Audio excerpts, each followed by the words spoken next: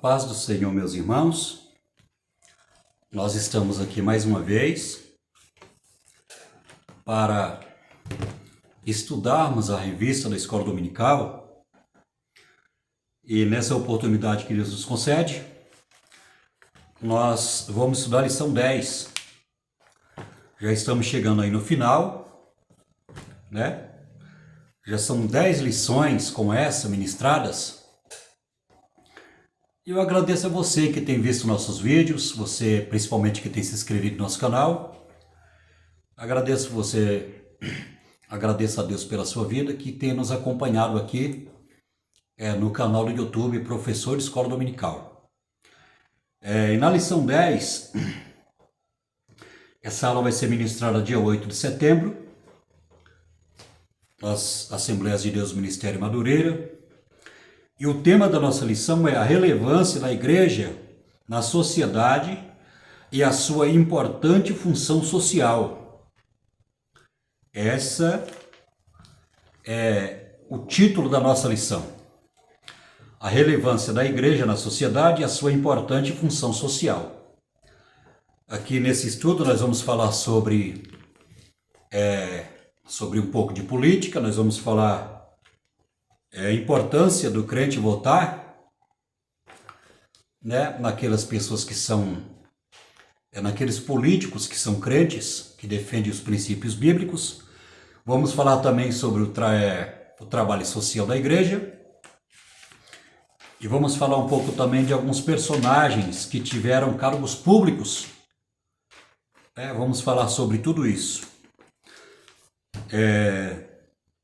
Aqui no primeiro tópico nós temos o papel social do cristão e a sua participação perpassa toda a história bíblica. Esse é o primeiro tópico. O segundo tópico, princípios divinos e a sua aplicação na sociedade civil. Ou seja, princípios divinos que nós aprendemos que está na Bíblia, né? Princípios bíblicos da vontade de Deus, que Deus ele ordenou para a sociedade. Tem o seu respaldo bíblico, ou a fundamentação bíblica daquilo que nós vamos falar aqui a respeito dos princípios divinos, ou seja, aquilo que Deus determinou, aquilo que Deus deixou para o bem da sociedade. No primeiro ponto nós temos, como cidadãos deste mundo, exemplos para a sociedade, é necessário escolher bem os representantes do povo, ou seja, os políticos, os nossos políticos que vão representar, ou seja, o cidadão ou a igreja nesse caso. O segundo ponto aqui, o povo de Deus não deve ser omisso, mas participante. O terceiro ponto, a igreja precisa de representantes que amem a justiça. Aqui nós vamos falar um pouco disso. Em um país extremamente corrupto, principalmente das autoridades, vai ficar um pouco aqui difícil a gente falar sobre representantes que amem a justiça em um país tão desigual, em um país tão corrupto, né, com relação às autoridades aqui do Brasil. No terceiro tópico nós temos a chamada da igreja para as sociais. Primeiro ponto, a admoestação bíblica, admoestação bíblica.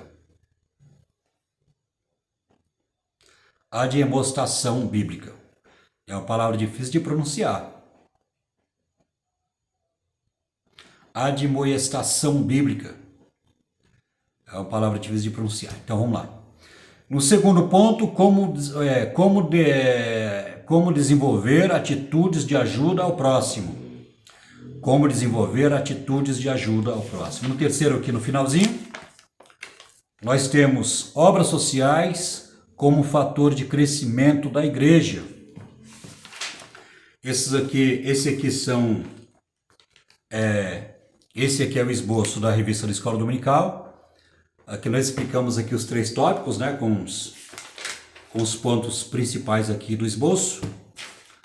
Mas antes de estudarmos aqui essa lição, Você que é professor, você que é aluno, você que gosta de aprender a palavra de Deus, se inscreva em nosso canal. 88% das pessoas que veem os nossos vídeos não são inscritas em nosso canal. Então, meu querido, você que não é inscrito, você que gosta de aprender a palavra de Deus, você que gosta de crescer, né? É importante nós aprendermos. A palavra de Deus diz que devemos aprender uns com os outros. E o Espírito Santo na igreja, ele escolheu ministros, né? Pessoas que têm o dom da palavra, pessoas que têm o dom da ciência, que o Espírito Santo escolheu e capacitou esses líderes, esses ministros, para repartir a palavra de Deus. Lá em Romanos capítulo 12, versículo 6, fala que tem um dom da palavra, que haja em repartir esse dom, né? Trabalhe com esse dom e reparte conforme a sabedoria que Deus concedeu a cada um. Então, aqui, antes de entrarmos aqui, se inscreva no nosso canal. Amém? Esteja nos ajudando a crescer aí. Esteja nos ajudando a crescer para a glória de Deus. Dito isso, então, vamos lá então. A relevância da igreja na sociedade e a sua importante função social. Aqui tem vários assuntos aqui que nós vamos estudar. E o nosso primeiro tópico é o papel social do cristão e a sua participação perpassa toda a história bíblica. Deus é o Senhor também da ordem social. Aristóteles afirma que o homem é um ser político. O homem pode ser apartidário, mas nunca apolítico. Deus nos fez seres agregários. E se relacionam diretamente conosco espiritualmente de várias maneiras. O Senhor tem um propósito para todas as pessoas. Isso vai direcionar a nossa jornada de vida.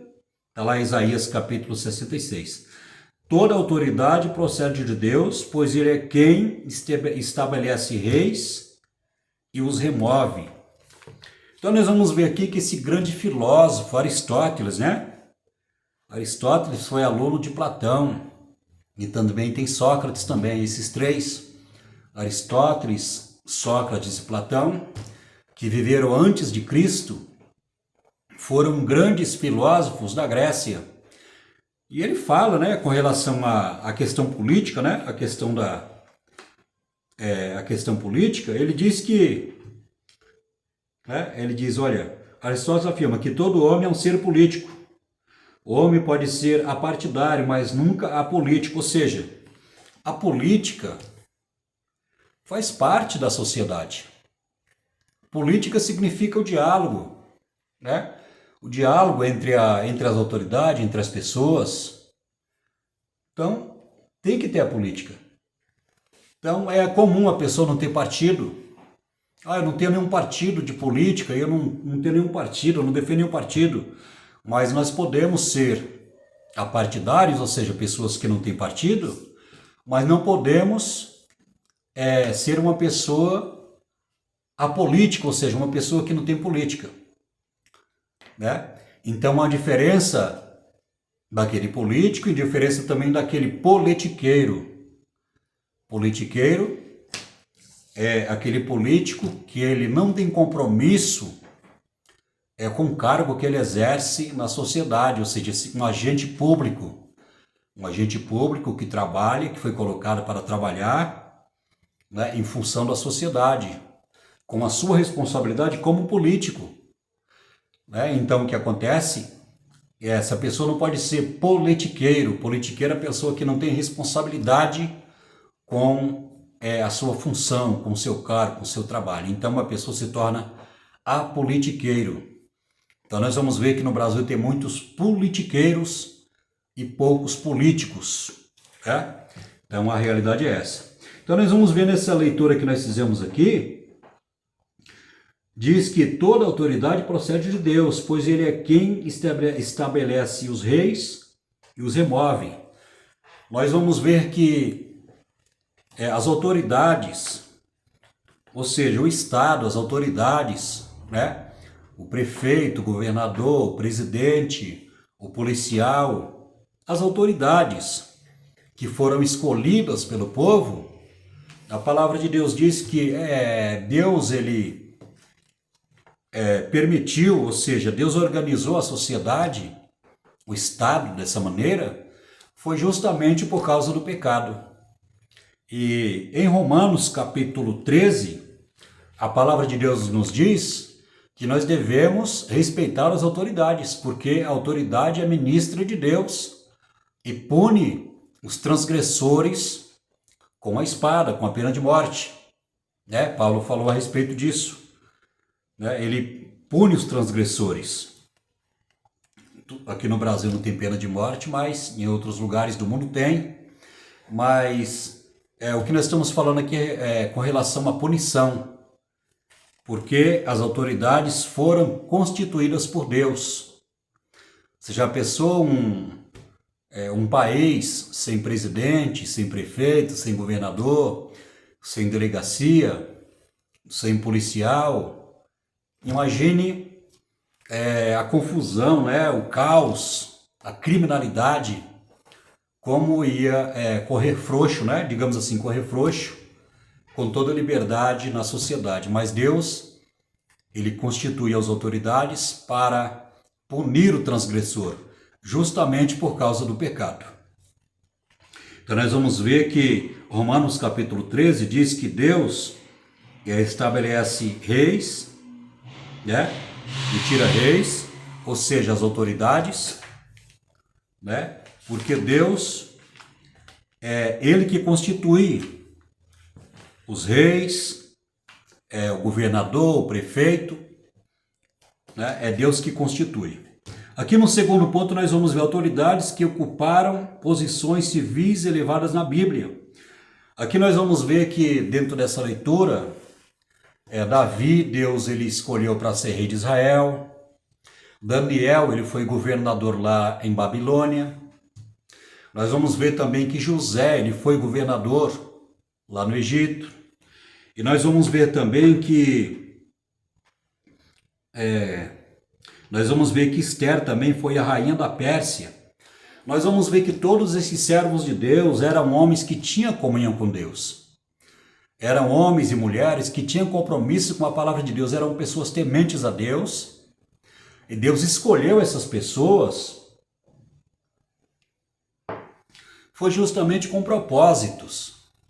Não foi lá que Deus escolheu essas pessoas para oprimir o povo, ou para se enriquecer, entendeu? Ou ter uma vida de regalia, como sendo uma autoridade. Não, essas pessoas eram pessoas tementes a Deus, eram pessoas que tinham comunhão com Deus, eram pessoas que Deus tinha capacitado e tinha levantado com propósito. Então nós vamos ver que daqui a pouco nós vamos falar sobre os políticos na igreja, e nós vamos falar algumas realidades que nós vamos ver no nosso país. E nós vamos falar também algumas realidades na época de Paulo, das autoridades na época do apóstolo Paulo, como foi difícil para a igreja naquela época. Nós vamos falar um pouquinho mais para frente sobre isso. Então nós vamos ver que Deus escolheu essas pessoas, Davi, Samuel, José, Ester. Deus usou poderosamente essas pessoas e o nome de Deus foi glorificado. Por exemplo, vamos citar aqui o que Deus fez com Davi. A nação de Israel tinha muitos inimigos na época de Davi. E os piores inimigos de Davi eram os filisteus. Porque quando o povo de Israel entrou na terra prometida, eles desobedeceram a ordem de Deus de expulsar aquelas nações.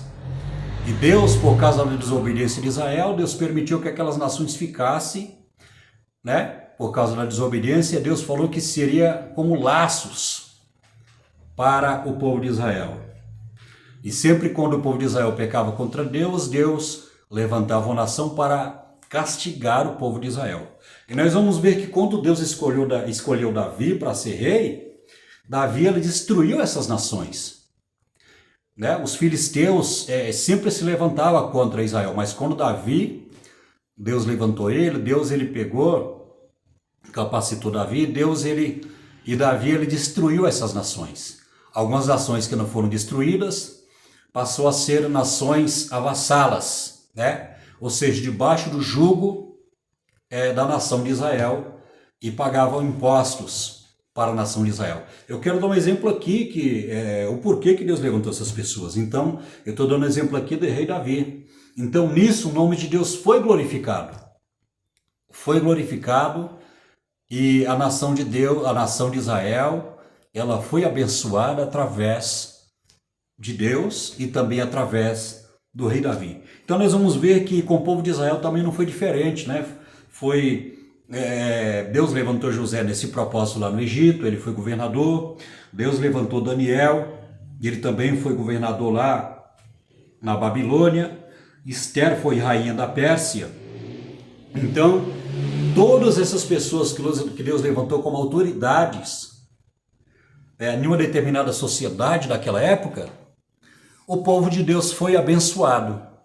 E com a igreja não é diferente. A gente vai falar um pouquinho sobre a igreja aqui na frente. Aqui, no segundo tópico, nós vamos falar um pouquinho sobre a igreja com relação à política e os seus políticos, né, pessoas que devem realmente obedecer os princípios da palavra de Deus, né, e estar realmente cumprindo com a sua função de acordo com a Bíblia.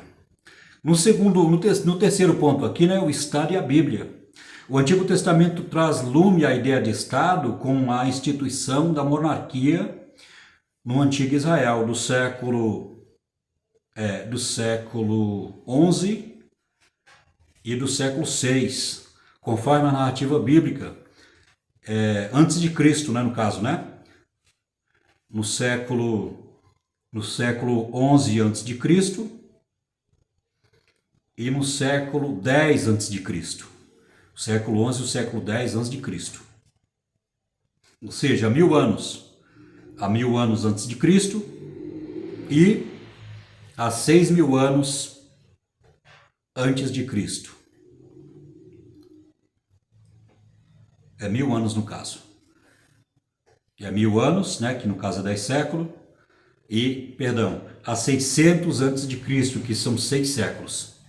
Conforme a narrativa bíblica, o juiz Samuel recebeu dos anciões do povo o pedido de que desse um rei para Israel, assim como as demais nações. O Novo Testamento retrata o Estado como instrumento ordenado por Deus, está lá em Romanos capítulo 13. Assim que os que resistem ao Estado afrontam a Deus. Nesse contexto, o Estado é servo do Altíssimo para aplicar a justiça. Logo, ele não é problema para os que fazem o bem, mas para os que praticam o mal. Assim é lícito pagar tributos e impostos ao Estado, bem como temos recomendação de orar pelas autoridades públicas. Aqui é importante, irmãos, a ação do Estado, né, do presidente, do governador, do prefeito, do deputado federal, deputado estadual, do senador. É importante desde quando eles cumprem, né? Eles obedecem lá, eles praticam lá naquilo que eles foram escolhidos, pelo povo na eleição. Então nós vamos ver que a palavra de Deus diz que nós devemos orar pelo Estado. Nós também devemos pagar imposto ao Estado. E nós vamos ver que o Estado, né, quando se fala de agentes públicos, o Brasil é um dos países que paga mais imposto do mundo. Né, nós vamos entrar aqui em detalhes aqui, temos que falar algumas coisas aqui da realidade do nosso país, e nós vamos ver que nós pagamos muito imposto e não temos, não temos um retorno daquilo que nós pagamos, né? Nós, pelos impostos que nós pagamos como cidadãos, nós deveríamos ter uma educação de qualidade, deveríamos ter segurança nas ruas, deveríamos ter saúde, né? Saúde. Mas a realidade do nosso estado, do nosso país, é que nós pagamos muitos impostos e não temos o retorno daquilo que nós pagamos. Infelizmente a realidade é essa, entrando nessa parte que é bem, né, é bem espinhosa, eu não gosto de falar de política, não gosto de falar de partidos, não gosto de falar de políticos, mas a realidade do nosso país é essa, que nós pagamos muitos impostos, e não temos um retorno daquilo que nós pagamos. Muitas pessoas morrem em filas de hospitais, muitas pessoas morrem na rua porque não tem segurança, muitas pessoas são roubadas, né? E nós vamos ver que a educação também é uma das piores educações do mundo, né? É uma das piores educações, não tem qualidade de educação. E o que nós vamos ver a realidade do nosso país é que tem muitas pessoas, tem muitos jovens passando de ano sem aprender a matéria, sem saber, sem aprender o conteúdo da matéria. E infelizmente, o governo que nós temos aí é um dos piores, né, que existiu ou existe na história do nosso país. Então a realidade é essa, mas a Bíblia diz que devemos orar. Nós devemos orar pelas autoridades. Nós falamos isso aí, nós falamos essas realidades que nós vivemos em nosso país, no Brasil, mas eu vou falar para você que na época de Paulo era um pouquinho pior do que a nossa sociedade contemporânea, né? Do que o Brasil, digamos assim, o país que nós vivemos, o Brasil.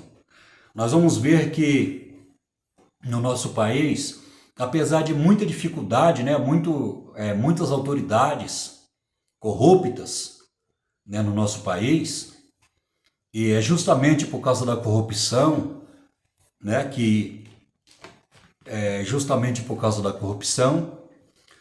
muitas autoridades se corrompem, recebem suborno, e nós vamos ver toda essa dificuldade na vida dos menos favorecidos, né? Ou seja, nós que somos pobres. Então, nós vamos ver que isso vai causar muito sofrimento na educação, na segurança, né? E em todas essas áreas. Por exemplo, você vai andar na rua com carro, as ruas todas esburacadas. Então, nós vamos ver em vários sentidos, digamos assim, várias áreas da nossa sociedade, nós pagamos impostos e muitas vezes nós somos prejudicados. Mas a palavra de Deus diz que com tudo isso nós devemos orar pelas autoridades, né? Porque nós vamos falar daqui a pouco. Aí nós vamos ver a importância daquele deputado federal, daquele senador, daquele deputado estadual que serve a Deus, né? Que no caso foi Davi, foi José, foi Daniel. Então nós vamos ver aqui um político crente, um político que serve a Deus, que tem um pastor, tem uma igreja, tem uma denominação, que responde lá para o seu ministério, que ele é supervisionado, digamos assim, né? Que ele presta a igreja, né? Ou seja, a igreja aqui no Brasil, nós somos mais de 20 milhões de pessoas no Brasil que somos evangélicos. Então nós vamos lá e elegemos lá um deputado federal, um deputado estadual. Nós devemos ver que esse irmão, esse político, ele é crente, ele serve a Deus, ele é liberto, ele vai defender a igreja. Pelo menos na prática isso deveria acontecer. Ele tem que defender a igreja, ele não pode ir lá só para defender os seus valores, ou seja, o seu dinheiro, a sua família, não.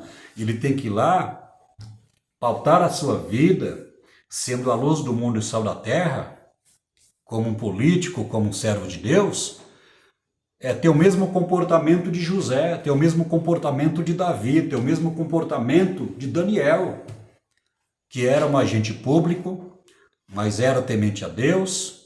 Deus usou e abençoou e o nome de Deus foi glorificado.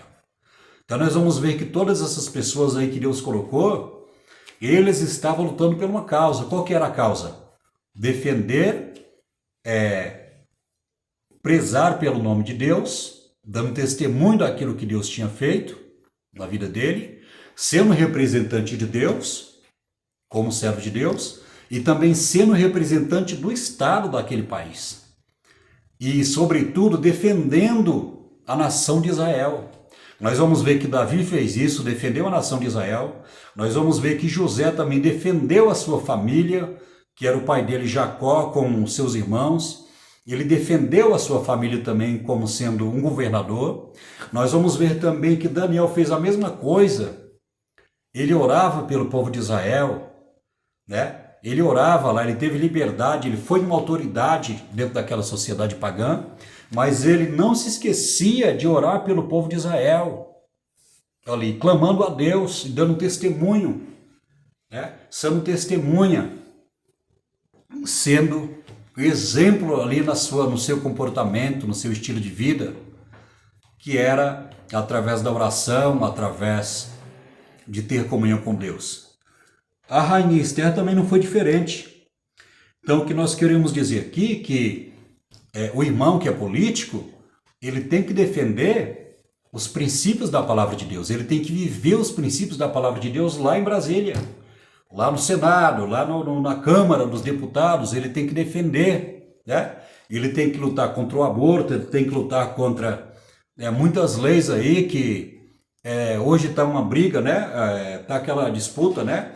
Tem pessoas que apoiam o aborto, né? E nós como servos de Deus, nós rejeitamos esse negócio, né? Nós não apoiamos o aborto, não apoiamos, porque a Bíblia condena.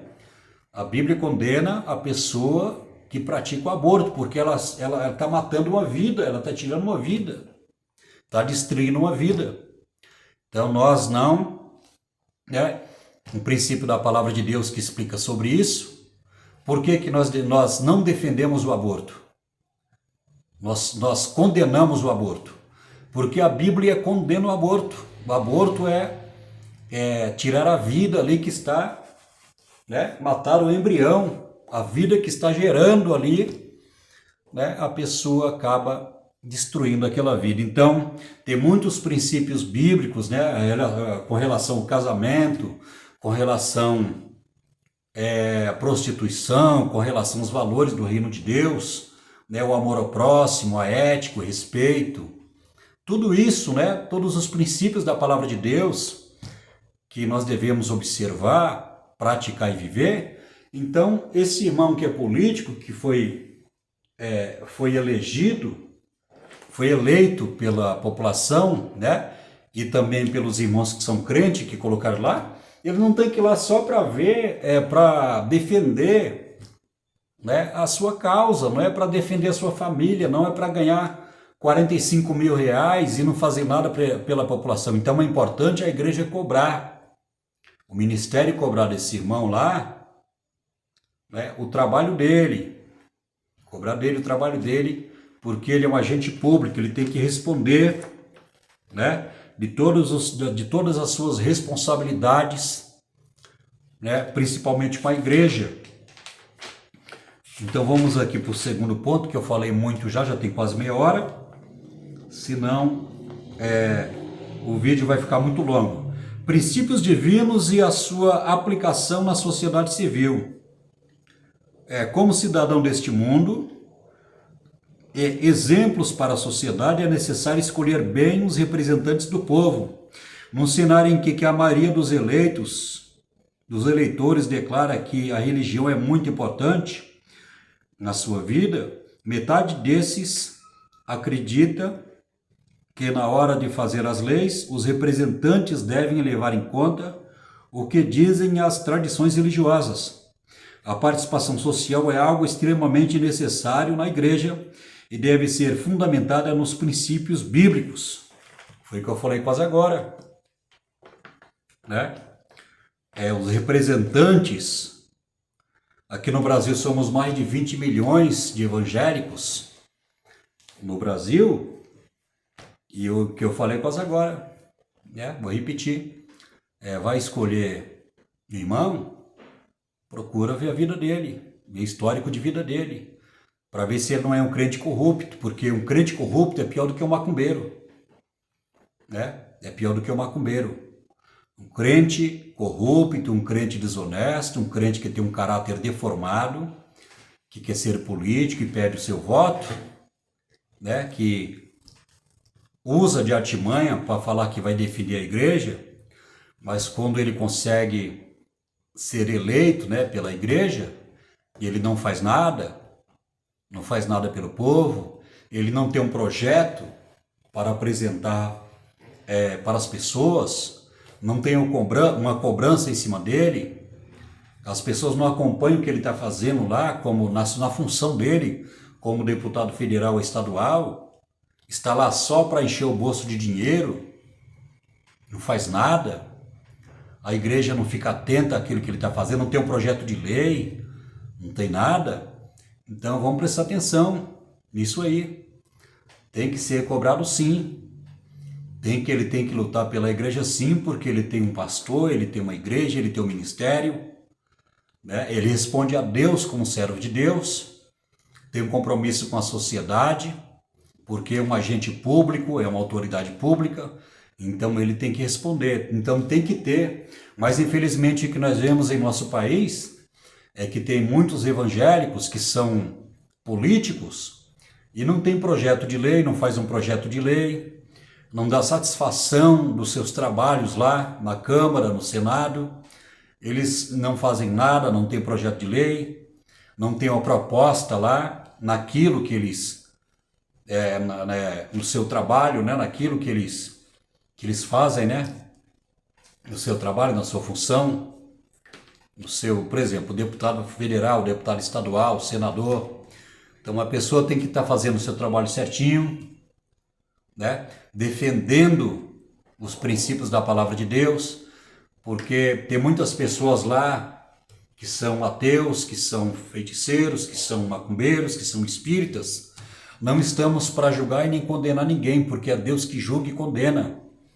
Mas essas pessoas que não têm compromisso com a palavra de Deus, elas vão querer fazer projetos de lei, né? Porque elas não têm compromisso com a palavra de Deus, elas não têm compromisso com Deus. Então elas vão fazer projeto de lei, e alguns projetos de lei vai prejudicar a liberdade da igreja. Alguns projetos de lei vai bater de frente com os princípios da palavra de Deus, com os mandamentos da palavra de Deus. E aí, onde entra, né, aonde entra aí a função desse irmão, né, como servo de Deus, como representante da igreja, representante também do Estado, né, lutar contra isso, contra esses projetos de lei, né, que pode prejudicar a nossa liberdade, né, a nossa liberdade de servir a Deus, né, de professar, deixar de professar alguns princípios da palavra de Deus, ou até defender, né, os princípios da palavra de Deus. Então, a igreja tem que estar atento a isso, mas infelizmente a gente não vê essa cobrança, né? Mas que nós possamos estar orando para esses irmãos, para que eles não venham se corromper com o pecado, não venham se corromper com a luxúria, com a ganância, porque infelizmente no nosso meio político, ou seja, na sociedade em que nós vivemos, nós vamos ver que tem muitos corruptos, né? Muitos corruptos, muitos que se corrompem, e nisso os menos favorecidos, né, sofrem muito com isso, porque verbas milionárias são desviadas ali, são desviadas por agentes corruptos, e o povo acaba sofrendo muito com essas pessoas que se corrompem com dinheiro ou que não têm caráter. Aqui no segundo ponto, né, o povo de Deus não pode ser omisso, mas participante. A omissão dos cristãos não corresponde aos princípios bíblicos, nem à expectativa de Deus. A omissão, segundo a Bíblia, é pecado, Tiago 4,17. Quando a participação do povo de Deus em várias funções do Estado, há progresso surpreendente para a glória de Deus. Ao longo da história cristã, são notáveis as vitórias que o povo de Deus conquistou através do engajamento político. Por exemplo, o envolvimento cristão no Estado proibiu a queima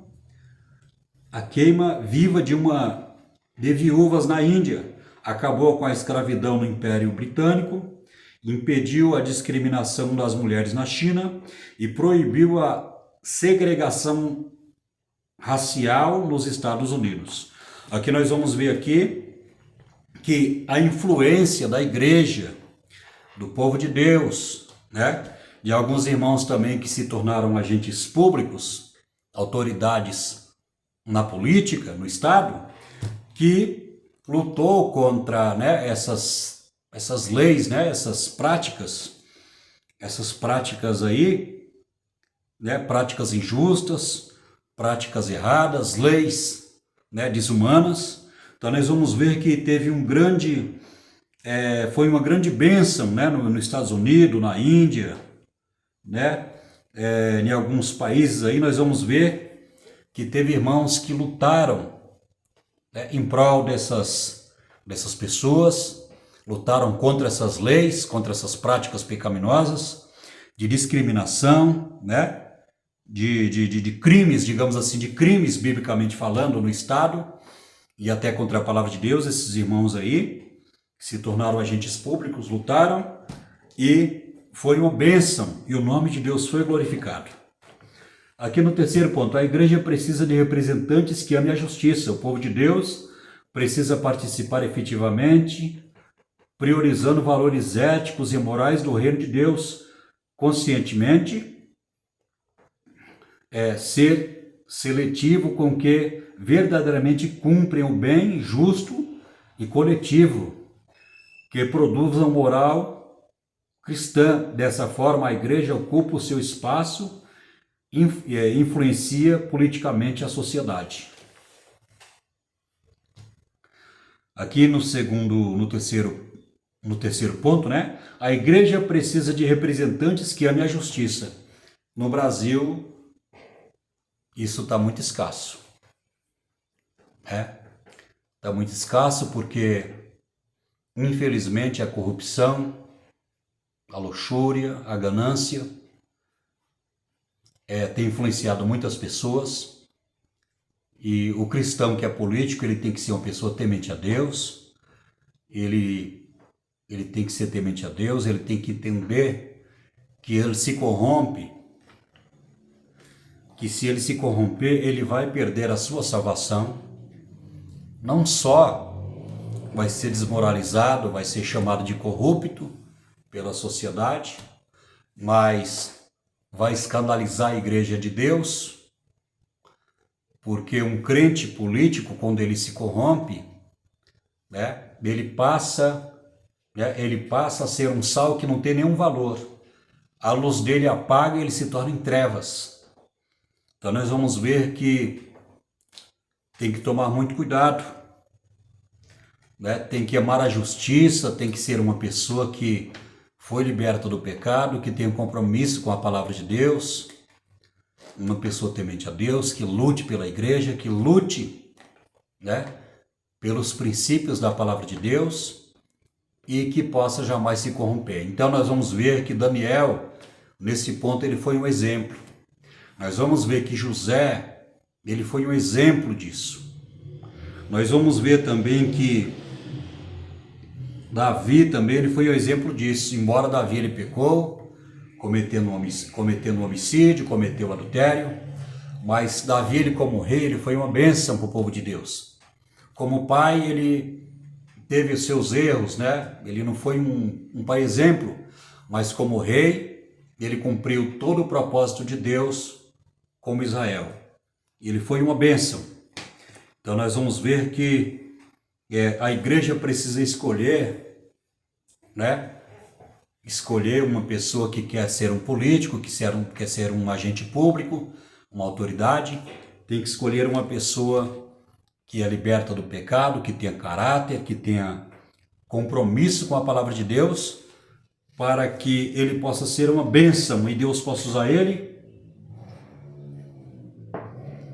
não só para cumprir a missão dele, o ofício dele, o trabalho dele, a função como um político, representante do Estado, mas sim também representante da igreja lá e defender, né, defender a causa da igreja, defender os princípios da palavra de Deus.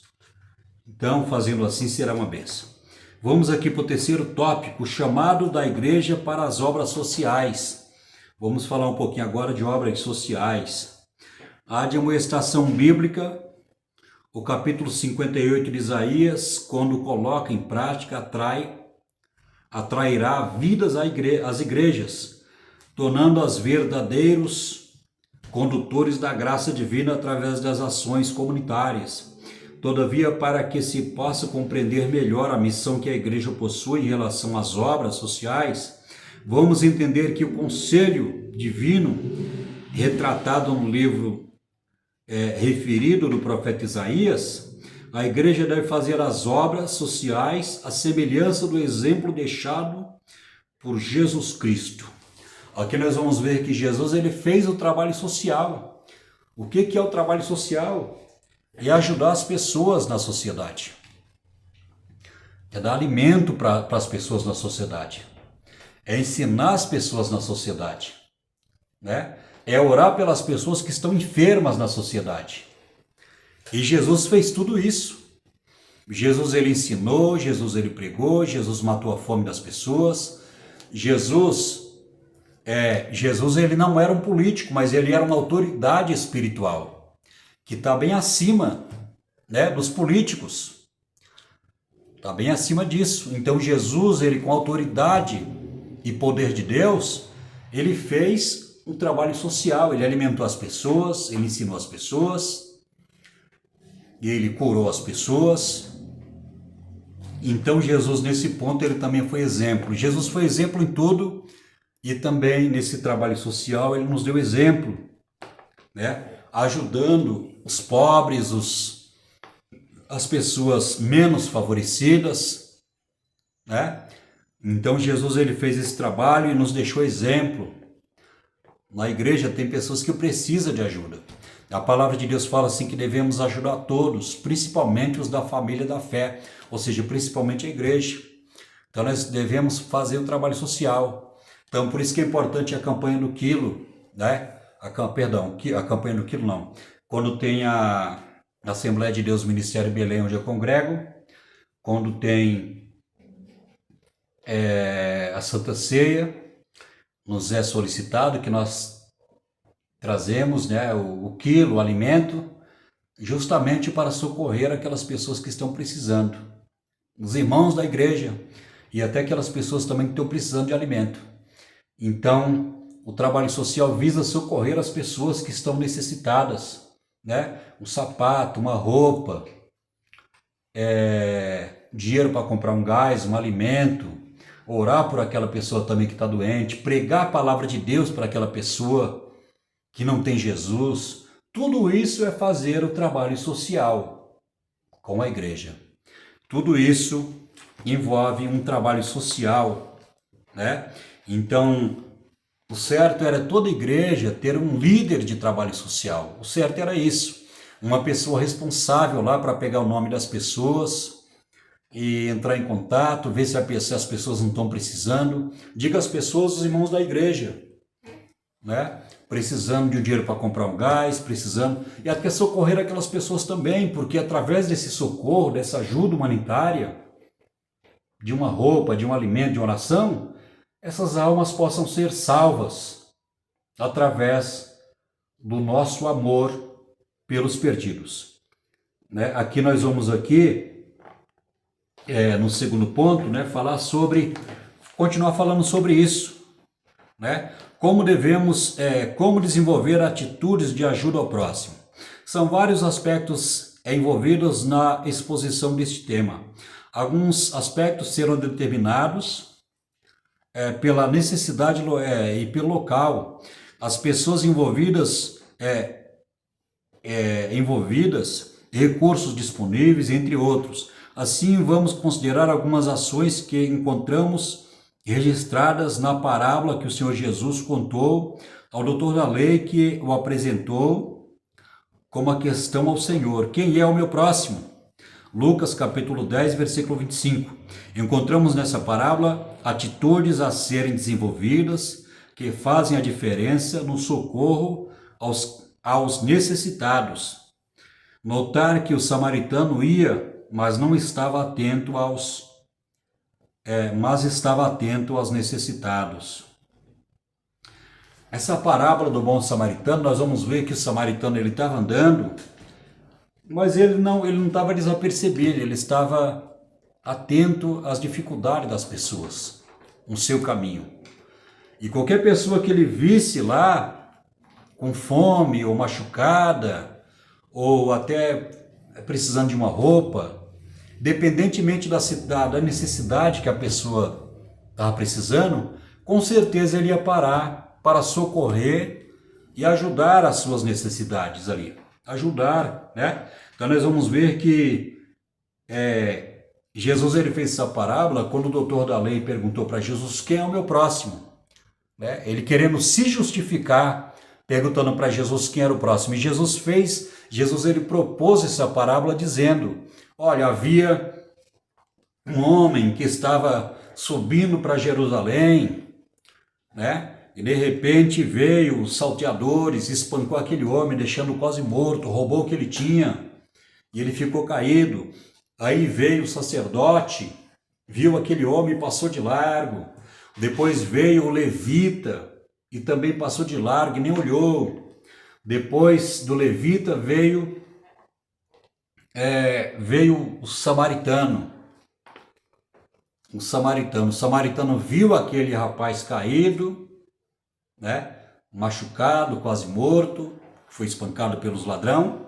Ele pegou e socorreu aquela pessoa. Mas o samaritano ele veio apercebido, ele não veio desligado, ele não veio desapercebido, mas ele veio apercebido no caminho, né, já com a intenção de ajudar alguém. Então vamos aqui, ó. Quem é o meu próximo? A pergunta do doutor da lei. Aí Jesus ele fez essa parábola do bom samaritano. Encontramos nessa parábola atitudes a serem desenvolvidas, que fazem a diferença no socorro aos necessitados. Primeiro, notar que o samaritano ia, mas estava atento aos necessitados. Segundo, estar atento é diferente de curioso, pois ao ver, se aproximou. Então nós vamos ver que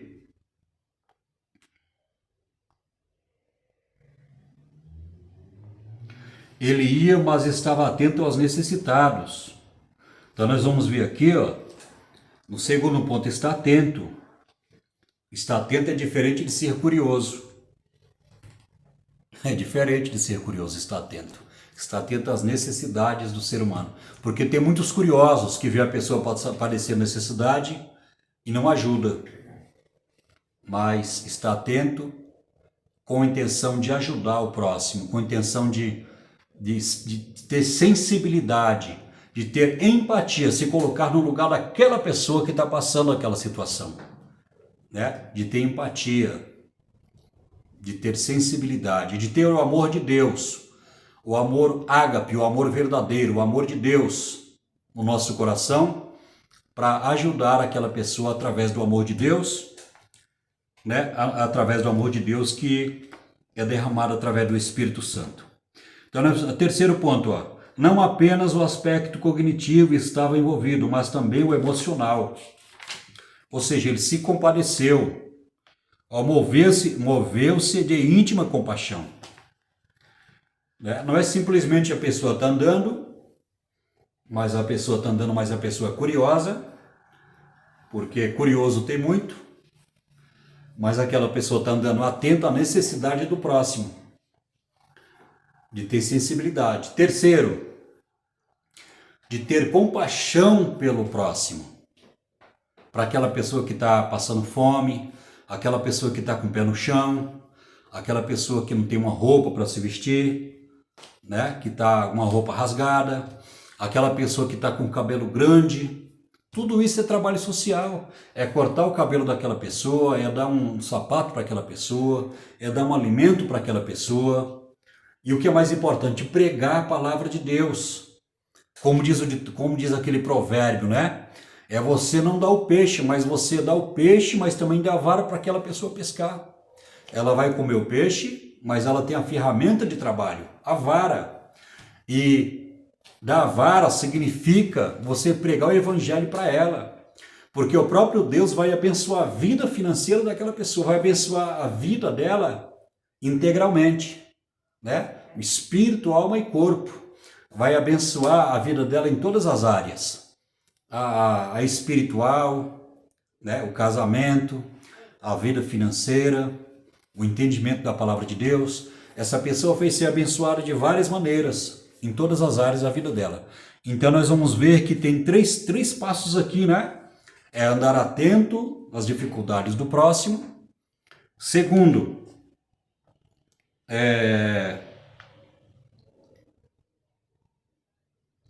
estar atento, né, às dificuldades do próximo. Terceiro, não apenas o aspecto cognitivo, mas estava envolvido, mas também emocionalmente, né, moveu-se de íntima compaixão. No primeiro momento fez o que podia. Vemos princípios que devem nortear-nos na ajuda ao próximo. Atenção, interesse, conhecimento e compaixão e iniciativa. Então nós vamos ver que tem que ter atenção, precisamos estar atento à necessidade do próximo, precisamos ter interesse em querer ajudar aquele próximo. Claro que você tem que ter condições. Se a pessoa chega para você e pede um dinheiro para comprar o gás e você não tem, você não vai dar para a pessoa que você não tem. Mas você pode orar por ela. Você não tem o dinheiro, mas você tem um Deus que é dono do ouro e da prata. Você pode orar por aquela pessoa. Olha, eu não tenho dinheiro para te dar para você comprar o gás, mas eu quero orar por você e eu creio que Deus vai preparar para você o dinheiro. Se você tem o dinheiro, você ora agradecendo a Deus e dá o dinheiro para aquela pessoa comprar o gás, né? Aí tem que ver também se aquela pessoa não está mentindo, porque tem muitas pessoas que usam droga e ela não compra o gás, ela vai comprar droga. Então, precisamos também ser sábios, precisamos também ser prudentes, né? E não ser enganados por muitas pessoas. Então, nós vamos ver que tem atenção, tem que ter o interesse de querer ajudar, tem que ter conhecimento do que está acontecendo ali, né? A situação, a necessidade daquela pessoa, tem que ter o conhecimento, compaixão, e tem que ter a compaixão e a iniciativa. Então nós vamos ver que tem que ter tudo isso para fazer o trabalho social. Como desenvolver atitudes de ajuda ao próximo. A chamada da igreja para as obras sociais. Deus abençoe você que chegou até aqui. Não consegui resumir muito, tem mais de 50 minutos já a nossa aula, porque são muitos assuntos aqui quando se fala sobre a relevância da igreja na sociedade e a sua importante função social. Envolve muitos assuntos, né, dentro desse título, desse tema. Mas eu quero agradecer você que ficou até o final, até aqui. E antes de terminar o vídeo, 80 de todos os nossos alunos, ou seja, de todas as pessoas que veem os nossos vídeos, 85% não são inscritos no nosso canal. Eu peço a tua ajuda. Também você que gostou do vídeo, você que ficou até aqui, se inscreve no nosso canal. Que Deus abençoe a sua vida, a igreja que você congrega, o seu pastor, a sua família. Que Deus possa abençoar ricamente o seu ministério. Eu espero você até no próximo vídeo, na próxima lição. E a nossa próxima lição é a lição 11. A importância e a relevância da igreja na edificação e solidificação da instituição família.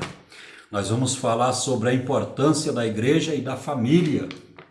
Então nós vamos aprender muitas lições aqui importantes para o nosso para o nosso crescimento espiritual.